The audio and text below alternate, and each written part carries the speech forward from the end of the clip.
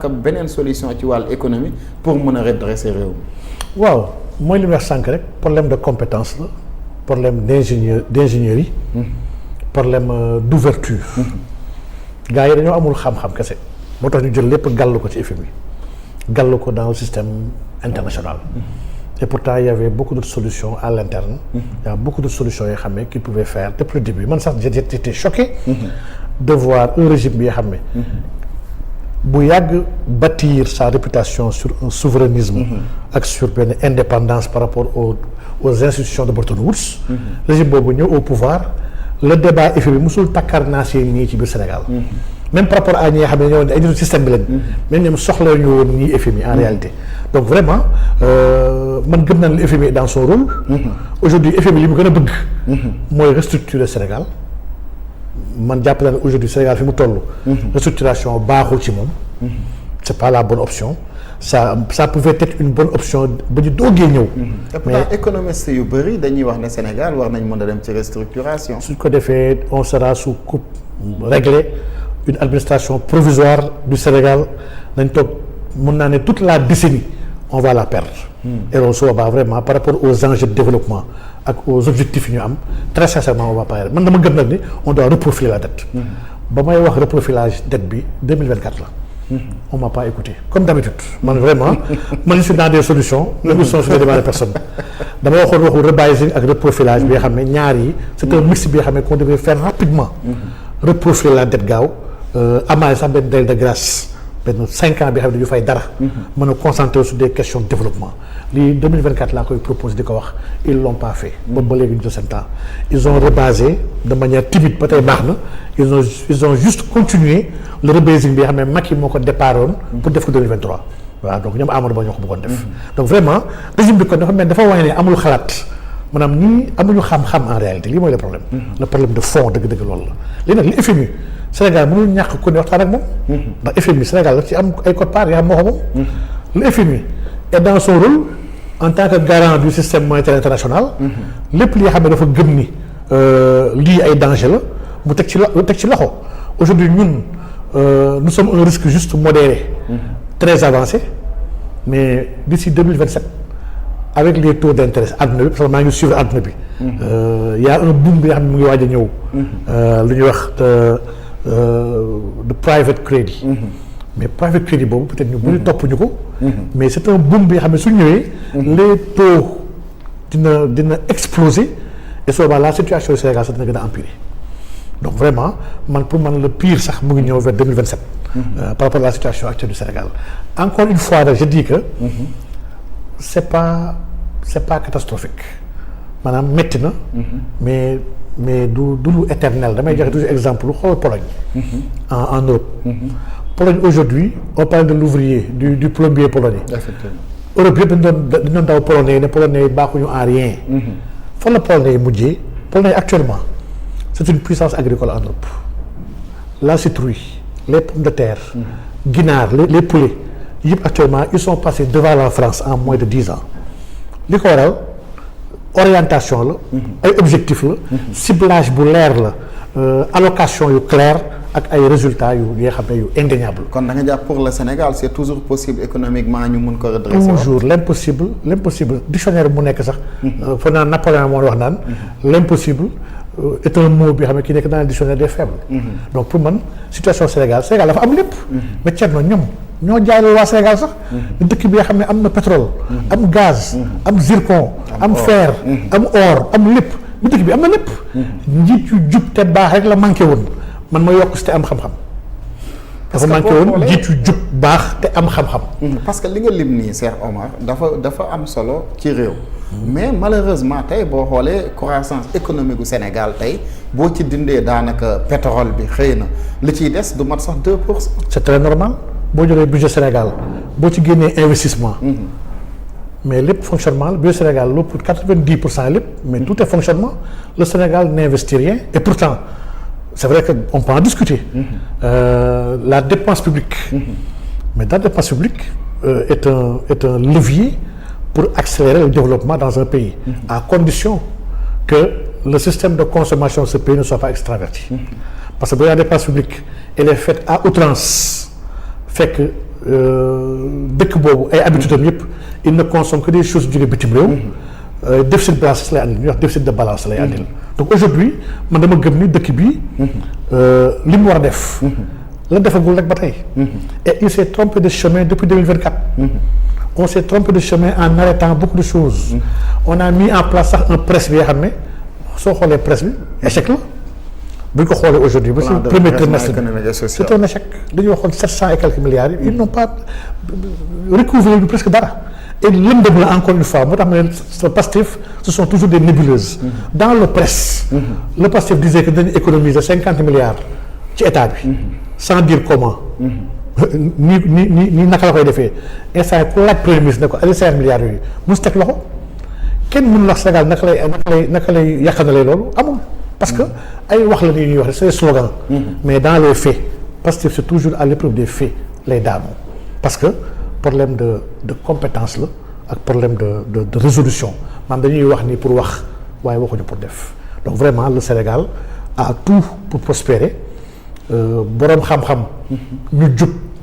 bëgg réew mi ñett ñii le Sénégal manqué woon avant Pastef ñëw.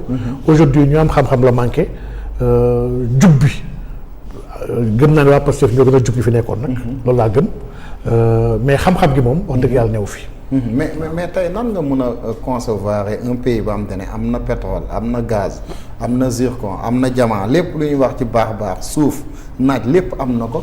ba pare dirigeants yi am problème mu am ay investisseurs yu jógee fu ne pour mën a ñëw ci réew mi. ñàkk xalaat ak ñàkk ay réseau kese ko waral yow instant boo amoon gaz nga teg gaz am ceeb nga teg ko am ndawal teg ko am légume teg ko te amoo almet nga yaakaar di nga añ di nga toog añ ba lekk ko mais doo añ donc mbir mi c'est un tout boobu nag leen du sa def ci am rôlam. man damay xool Guinée bi rek la Guinée toute proche. le projet Simandou. avec le fer bu nekk foofu mais c'est 200 milliards dollars la attiré. pendant que yaakaar avait besoin que de 5 milliards. ba pare am jafe-jafe am ko. bu Guinée mën a amee ay partenaires yoo xam ne ñu ngi ñëw pour mën a jàpp ci projet bi. te Sénégal amu ko mais que on doit revoir la copie. man dama gëm ni aujourd'hui le Sénégal. ñàkkul borom xam-xam yu mën a dimbali Sénégal de. man ci biir réew mi. xam naa fi ñi nga xam ne très sincèrement ils peuvent aider ce pays chaque fois damay tudd ñoom Chérif maa ngi koy tudd sànq ba may commencé. Chérif Salif Sy. maa ngi tudd ne par rapport à l'industrialisation. mais dafa teg lu leer mën naa tudd ko mel ni ñoom Pape Demba Thiam. nga xam ne tamit vraiment un ancien des institutions mais borom xam-xam la. ak ñeneen man j'en connais une dizaine yoo xam ne très sincèrement Thierno bu mu leen xëccoon léegi andi leen ci benn nekk. ñu libéré Sénégal léegi mais ñooñu Sénégal woowu leen. dafa mel ni lijjantiw leen sax mu am un deuxième problème bi nga xam ne c'est un problème de fond. mais est-ce que souvent yow yaa ngi bind président quand même ay lettres. pour yónnee ko pour bind ko pour lan. au moins parce que li ngay wax nii souvent aussi soxla nañu ko. ah non man ñii gëmu dañoo soxla xam-xam ñii ñu leen tàccu ak leen raay leen waxal lu neex lañu soxla bëgguñu xam-xam ndax da ngay bind xam-xam jël ko classe def ko sa ay tiroir duñ la faale. je disais sànq ne. dafa am deux grands problèmes avec ce régime. le premier mooy. en Afrique et loolu c'est un problème bi nga xam ne tous les chercheurs et tous les penseurs l'ont identifié dañoo amul une stabilité dans la conduite des affaires stratégiques maanaam ñun aujourd'hui Sénégal su la waxoon léegi ne la quel est l'organe stratégique qui réfléchit pour le Sénégal mënoo teg sama loxo dara on n'en a pas dans les pays sérieux y a un organe stratégique bi nga xam ne qui transcende les mandats. Effectivement bi nga xam ne mooy toog di xaatal dëkk bi fa la war a dem. ñàkk organe stratégique boobu lu mu yóbbee première conséquence yi mooy. régime bu ñëw. day ñëw ne li fi nekkoon dara baaxu fi ma damay andi lu bees loolu la Thucydide defoon Thucydide dafa siiw ndax ce qu'on appelle le piège Thucydide. bi ñuy jàng en relation internationale. mais Thucydide li gën a garaaw li tax ñi xam ne warul def lu garaaw moom. dafa waxoon ne. ginnaaw sama jamono bii avant man may ñëw ci àdduna amul lenn lu am solo lu amoon ci àdduna bi. maanaam y a aucune histoire intéressante dans l'humanité avant notre époque lii mooy erreur bu gën a ngand mooy quelqu'un qui nie. maanaam un nihiliste. bu jàppee lépp lu fi nekkoon baaxul man maa war a tàmbali lii c'est un problème chez les Africains. Secondo, chaque régime vient avec sa vision propre. Sans pour autant concerter wu ak kenn. da ngay ñëw tu fais un balayage te li fi nekkoon baaxul xaaral ma andi sama bos. léegi après li muy def day créer un éternel recommencement. régime bu ñëw amul benn politique bi nga xam ne qui est poursuivi sur 20-30 ans alors que mbiru industrialisation. ak le développement. mais c'est des cycles de 30 ans yoo xam ne sans interruption. bi nga xam ne là le cap est donné les actions ont été identifiées képp ku mënti ñëw warul changer loolu warul soppi trajectoire bi mooy tax dëkk bi mën a egg. ñu suy dëkk yi dina jafe egg ndax sur des questions stratégiques qui engagent Sénégal xoolal vision 2050. waa parce que foo ñu kenn waxtaan ak ñoom. woo ñu si benn partie prenante woo ñu benn opposant woo ñu benn pouvoir politique pourtant ñoom ils sont pas éternels au pouvoir. En 2029 ils peuvent perdre le pouvoir. bu fekkoon waxtaan nañu ak parti prenante fi nekkoon yëpp. ba ñëpp stabiliser ko même 2029 bu ñu perdre pouvoir bi ñi lay war a remplacer ñu ko changer donc loolu c'est très important muy benn. le deuxième grand problème nag. et c'est un problème de fond. mooy que les régimes populistes. le plus souvent dañuy identifier des facteurs externes. pour mën a justifier un sous-développement un retard dans le pays. dañuy xool en Afrique. beaucoup d'Africains ont trouvé que retard Afrique actuellement 21e siècle li ko waral c'est d'abord la traite négrière parce que 300 ans. dañoo jàpp dañu toroxal yóbbu mag ñi yóbbu ñu dëgër ñi. après bàyyi fi ay màgget ak ay xale. après cela on a subi la colonisation. après cela les institutions britanniques sont venues maanaam beaucoup de gens identifient. des facteurs externes pour mën a expliquer. la situation actuelle. Peu d'entre ñoom ñoo arrivé xool ne attention. il y a des pesanteurs externes c'est vrai colonisation ci la bokk. institution yi ci la bokk le néocolonialisme ci la bokk mais il y a des pesanteurs internes yoo xam ne qui sont intrinsèques à notre suñu doxalin. à la formation de notre pays aux structures de nos pays à nos institutions et à notre type d'organisation.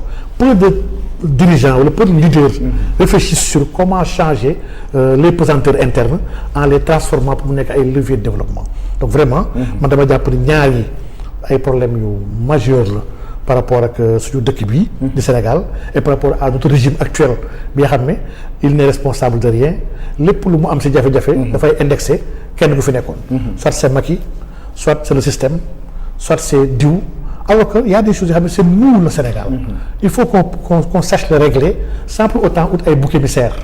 il nous faut prendre responsabilité attention mbir bi lii la mu leer ci bopp ñëpp nañ koy soppee nañ ko war a defee. et puis macha allah ñu mën a avancer. man jàpp naa ne daal exercice de vérité boobu. exercice de sincérité intellectuelle boobu dëkk yu mel Sénégal on en a vraiment besoin. mais ma la déggee ngay wax dafa mel ne tey ñun suñu politique économique bi tey boo jëlee nga def situation bi comme ni nga ko defee dafa mel ne amul perspective bu leer alors. absolument pas on n'a même pas de